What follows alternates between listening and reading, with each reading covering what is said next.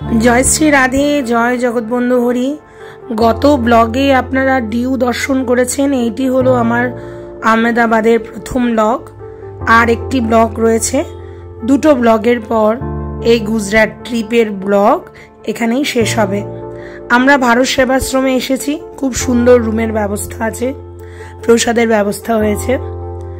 খুব ভালো লাগলো এই ভারত সেবাশ্রমে এসে। চারিদিকটা এত সুন্দর, এত পরিষ্কার পরিচ্ছন্ন ভারত সেবাশ্রম। আপনারা নিশ্চয়ই আসতে পারেন আহমেদাবাদের এই ভারত সেবাশ্রমে। এখন মন্দিরে প্রণমানন্দজির আরতি হচ্ছে, আপনারা আরতি দর্শন করুন। আমরা আরতি দর্শন করে বেরিয়ে পড়ব। আজকের এখানে বেশ কিছু মন্দির ও বেশ কিছু জায়গায় যাওয়ার আছে, সেসব জায়গা আমরা দর্শন করতে যাব।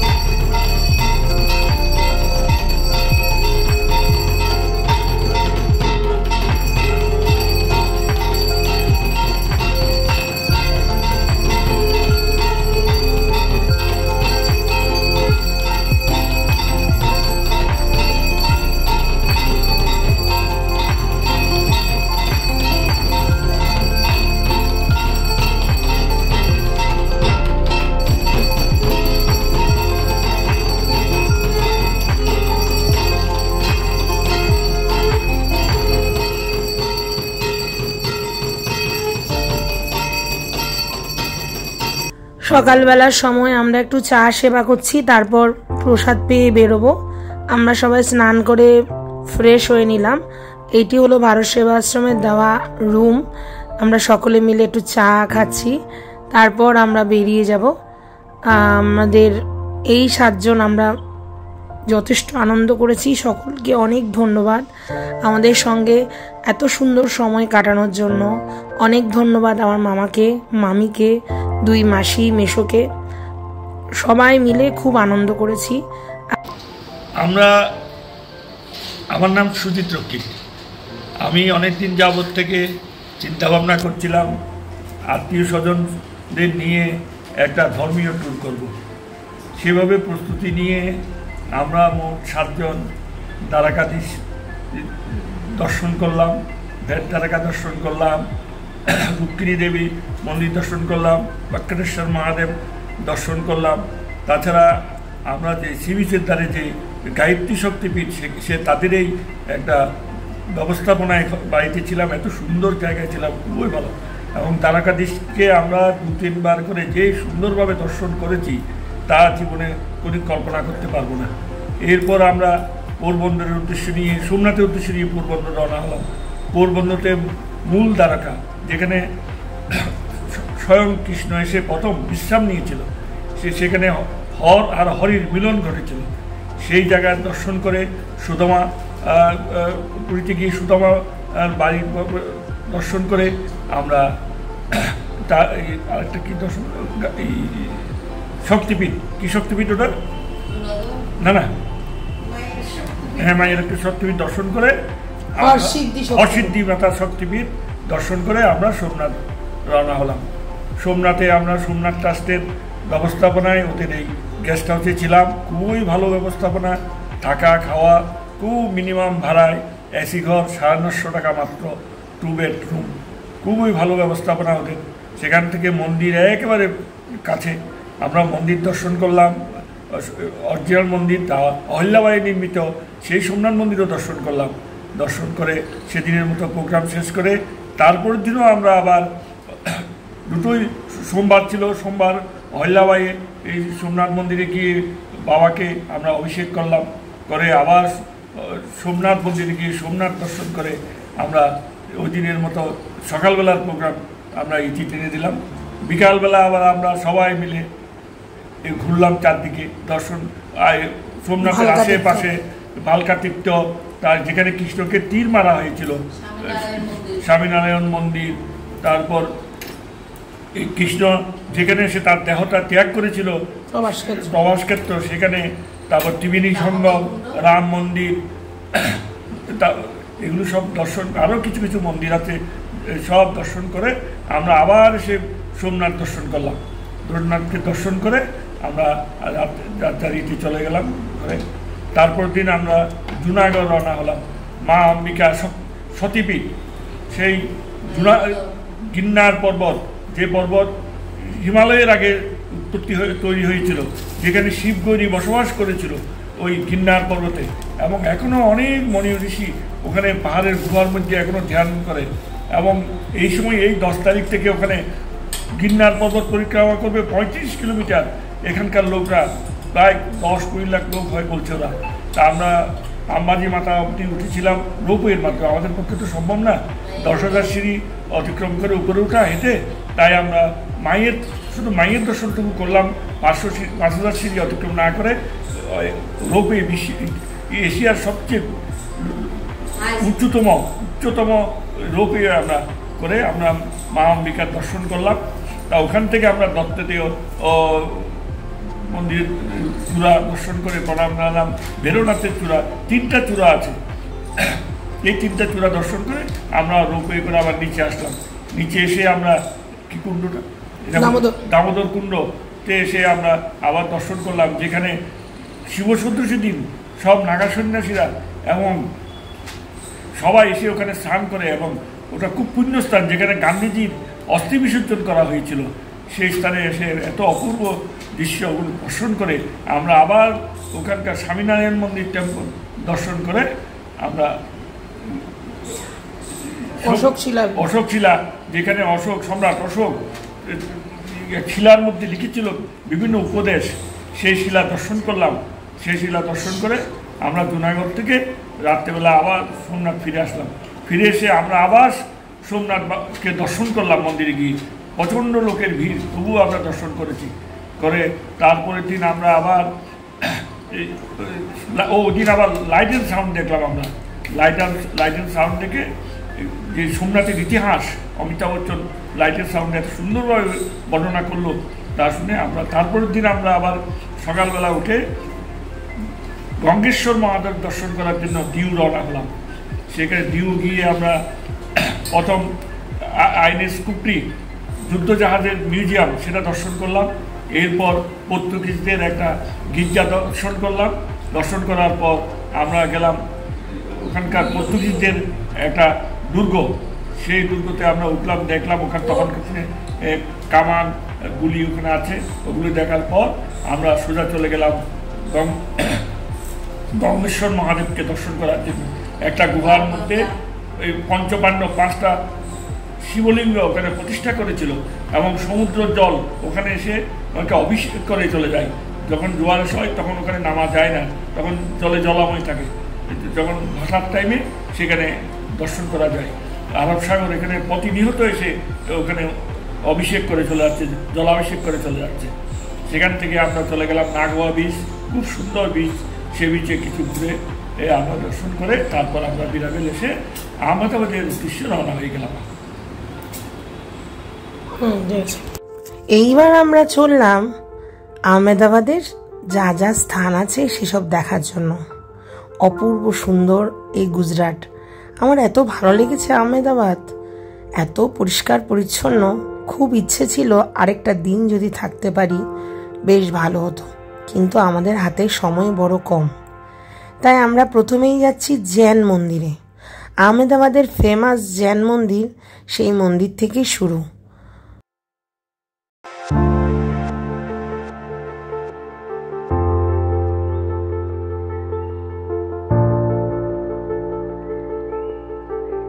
অপূর্ব সুন্দর জৈন মন্দির, নাম হচ্ছে হরতা সিং জৈন মন্দির। বহু বছর আগে মহাবীর জৈনের স্মরণ করে জৈন ভক্ত হরতা সিং এই মন্দিরটি করেছিলেন। মন্দিরটির স্ট্রাকচার এত সুন্দর, কাছে না গেলে বুঝতে পারবেন না। এত ভব্য মন্দির হরতা সিং করেছিলেন, অপূর্ব। তাই চলুন যাওয়া যাক।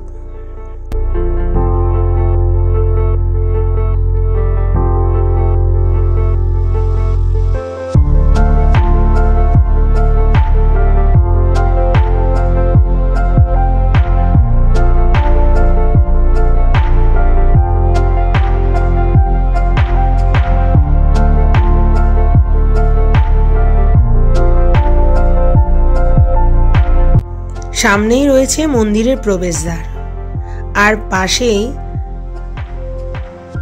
বিভিন্ন রকম এই গম্বুজ দিয়ে এই মন্দিরটি সাজানো আছে। দেখুন কত সুন্দরভাবে এখানে চূড়া করে করে মন্দিরটি স্ট্রাকচার করা হয়েছে। অপূর্ব সুন্দর সেই জ্যান মন্দির, ভব্য কারুকাজ। মন্দিরের চারপাশেই ছোট ছোট কৃষ্ণের বিগ্রহ দিয়ে এটি সাজানো হয়েছে।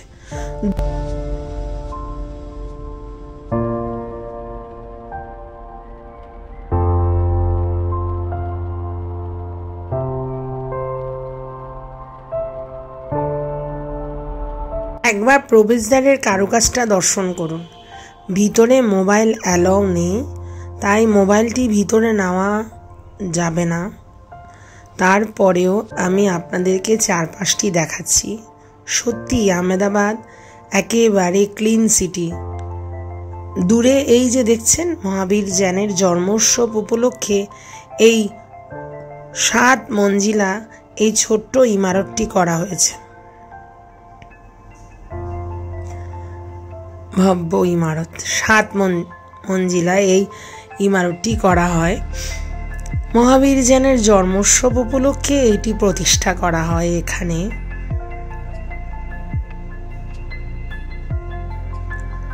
আপনাদের কেমন লাগছে তা জানাবেন।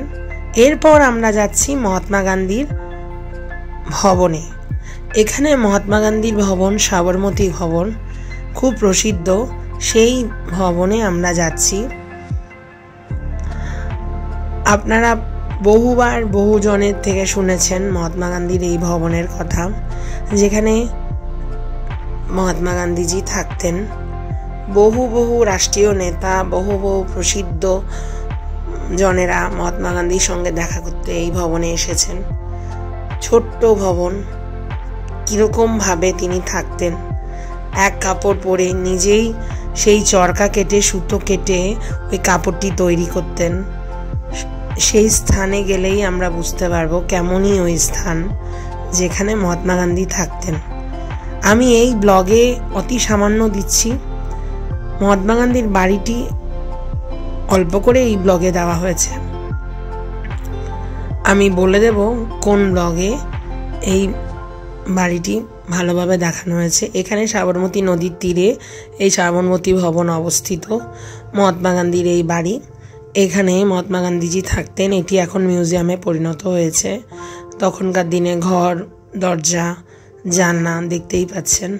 এটা হলো সাবরমতী নদী।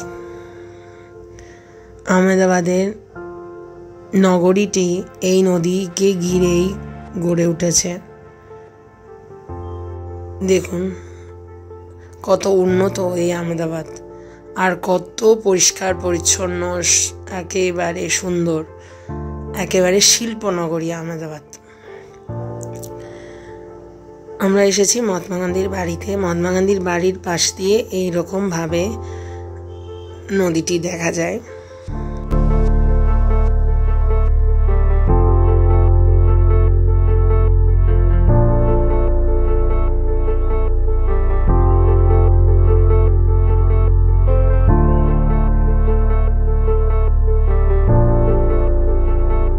আমি পূর্বেই বলেছি ঘরটি এখন মিউজিয়ামে পরিণত হয়েছে, আর এখানে সকলে মিউজিয়ামের মতো দেখতে আসে। যারাই আহমেদাবাদ আসে অবশ্যই মহাত্মা গান্ধীর বাড়ি দর্শন করতে আসে। এই ব্লগটিতে অল্প করে দিচ্ছি, যাটুকু আমি ভিডিও করেছি ওইটি নন্দিনী প্রিয়া ব্লগ চ্যানেলে, ওইটি সুন্দরভাবে যতটুকু করা হয়েছে তা নন্দিনী প্রিয়া ব্লগে আপনি পেয়ে যাবেন। আমি ব্লগের লিঙ্কটি আমি দিয়ে দেব। এই প্রিয়াজিতে আমি শুধুমাত্র অল্প কিছু মহাত্মা গান্ধীর অল্প কিছু এখানে দেওয়ার চেষ্টা করেছি। দেখুন এখানে দেওয়ালে মহাত্মা গান্ধীর কারুকাজ আছে। এইভাবে গোল করে যেতে হয়।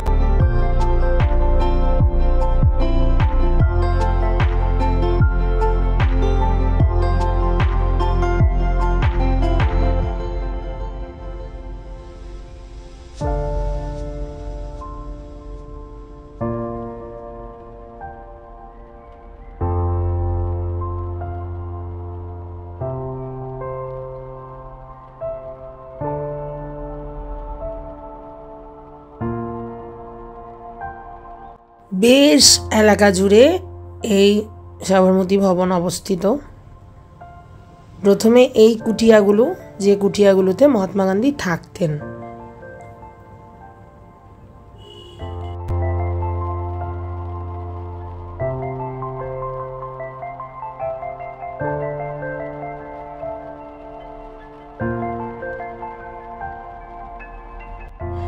এই ঘরগুলো দেখুন, ঘরগুলোতে তো এখন কিছু নেই।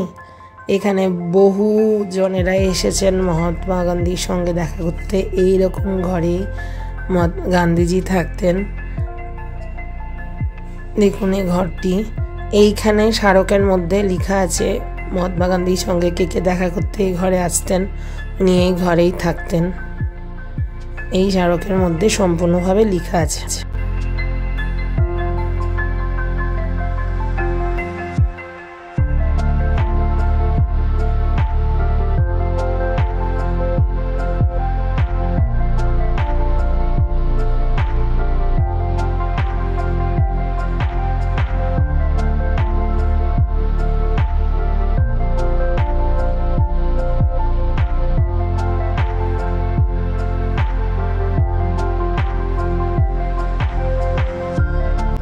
এখানে খুব সুন্দর করে মহাত্মা গান্ধীজির চরকাটা রাখা হয়েছে, আপনাদের দেখাচ্ছি। এই যে হরিদয়া কুঞ্জ, আর এখানে চরকাটি রাখা হয়েছে, যে চরকা দিয়ে উনি সুতো বুনে নিজে বিদেশি পোশাক পরতেন না, নিজেই খদ্দরের পোশাক পরতেন। এইটি হলো বিদেশি আন্দোলনের প্রধান অস্ত্ররূপে উনি বিদেশি পোশাক বর্জন করে নিজের হাতের তৈরি পোশাকই পরতেন। মহাত্মা গান্ধীজির ব্যবহৃত চামচ, বিভিন্ন রকম চামচ এখানে রাখা হয়েছে। দেখুন বিভিন্ন রকম চাকু, দা, লাঠি, এই যে ব্যবহৃত জিনিস রাখা হয়েছে, কলম, খড়ম, জুতো, বাটি, থালা রাখা হয়েছে। এই যে বাটি, নিচে বাটি আছে, বাটি রাখা হয়েছে, আপনারা দেখতেই পাচ্ছেন। এখানে মহাত্মা গান্ধীজির সেই লাঠি, এই লাঠি হাতে উনি বিভিন্ন আন্দোলনে গিয়েছিলেন, যে লাঠি হাতে অনেক রকম স্মৃতি বিজড়িত এই লাঠি। এখানেও একটা ছোট চরকা রয়েছে। গান্ধীজির অস্থি এখানে রয়েছে, অস্থি কুম্ভ, যে কুম্ভের মধ্যে ছিল সেই কুম্ভটি এখানে রাখা হয়েছে।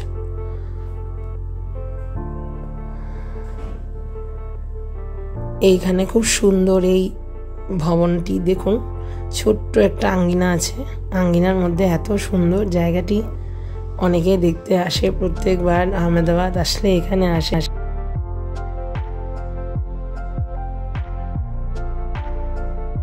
এই ঘরে মহাত্মা গান্ধীজি থাকতেন। এইখানে মহাত্মা গান্ধীজির পত্নী এখানেই থাকতেন।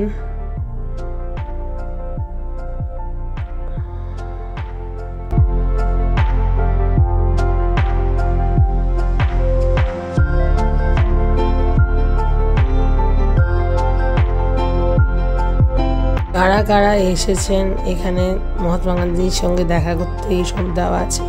তখনকার দিনের কত সুন্দরভাবে সংস্করণ করা হয়েছে। এই যে লাইট পোস্টগুলো দেখলে আপনারা বুঝতে পারবেন তখনকার দিনের।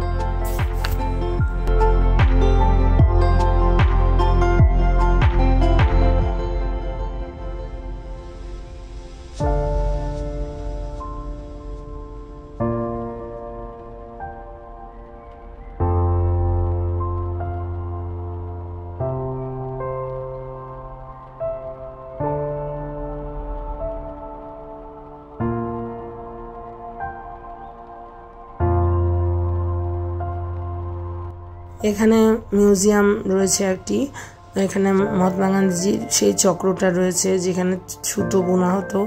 এখানে মহাত্মা গান্ধীজির বহু চিঠি, বিভিন্ন ব্যক্তিত্বর কাছ থেকে চিঠি পান, উনি অনেকজনকে চিঠি দিয়েছেন, সেই চিঠিগুলো এখানে রাখা হয়েছে।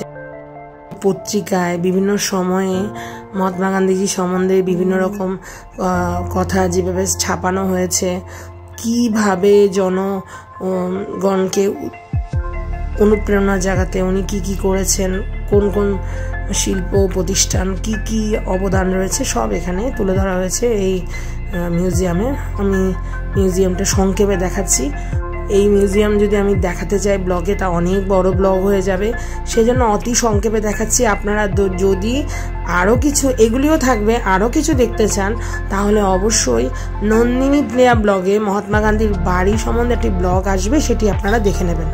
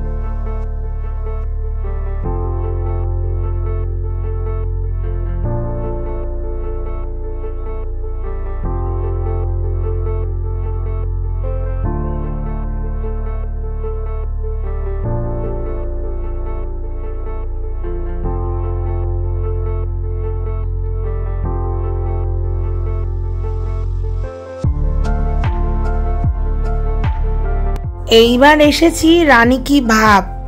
এই জায়গাটি আমরা দেখতে পাই 100 টাকার নোটের উপরে। নতুন যে 100 টাকার নোটটি আছে তার উপরে রানী কি ভাব লেখা যে স্মৃতিসৌধটি আমরা দেখতে পাই তা এইখানেই রয়েছে। 1960-এর দশকে রানী উদয়মতী তার ভালোবাসার নিদর্শন স্বরূপ এই রাজমহলটি তৈরি করে। পরবর্তীকালে এটি বালির নিচে ঢাকা পড়ে যায়। ব্রিটিশের আমলে ধীরে ধীরে এটি পুনরায় সংস্করণ করা হয়। বর্তমানে এটি ওয়ার্ল্ড হেরিটেজ রূপে ভারতের জন্য গর্ব করার মতো স্থানে পৌঁছে গেছে। এটি ওয়ার্ল্ড হেরিটেজ রূপে পৃথিবীর বুকে বিশেষভাবে সম্মানিত হয়েছে। আপনারা পুরো এই রানী কি ভাব এই মহলটি যদি দেখলেই আপনারা দেখতে পাবেন পুরো সূক্ষ্ম থেকে সূক্ষ্মতর কারুকাজ দিয়ে এইটি সাজানো হয়েছে। তখনকার দিনের শিল্পকলাতে এত নিপুণ ছিল যে এত সূক্ষ্ম থেকে সূক্ষ্মতর কাজ করেছে আপনারা কল্পনাও করতে পারবেন না। রানী উদয়মতী নিজের স্বামীর প্রতি ভালোবাসা প্রদর্শনের জন্য এই মহলটি তৈরি করেছে। এছাড়া বহু কাহিনী রয়েছে মহলের পিছনে। নিচে একটা ছোট্ট তালাব রয়েছে, যে তালাবের মধ্যে আমরা এখন যাচ্ছি, আপনারা দেখতে পাবেন। এত সুন্দর চারপাশটি, আপনারা অবশ্যই এই ছোট ছোট নিদর্শন, হাতের কারুকাজ, একেবারে সূক্ষ্মভাবে এই কারুকাজগুলো করা হয়েছে। পুরো স্ট্রাকচারের পুরো চারপাশে এই কারুকাজটি দেখতে পাবেন। একসময় বলা হয় এটি বালির নিচে চলে গিয়েছিল ব্রিটিশ আমলে। পরবর্তীকালে ভূতাত্ত্বিকগণ এটি পুনরায়ভাবে আবিষ্কৃত করেন।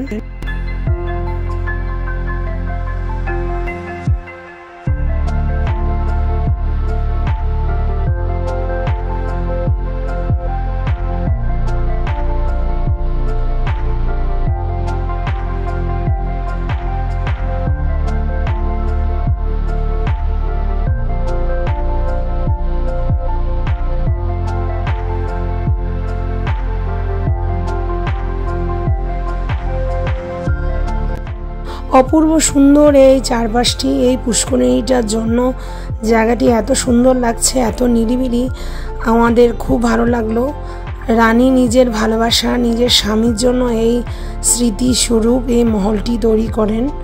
এইটি বর্তমানে ওয়ার্ল্ড হেরিটেজ রূপে পৃথিবীর কাছে সম্মানপ্রাপ্ত হয়, যা ভারতের কাছে অতীব সম্মানের ব্যাপার।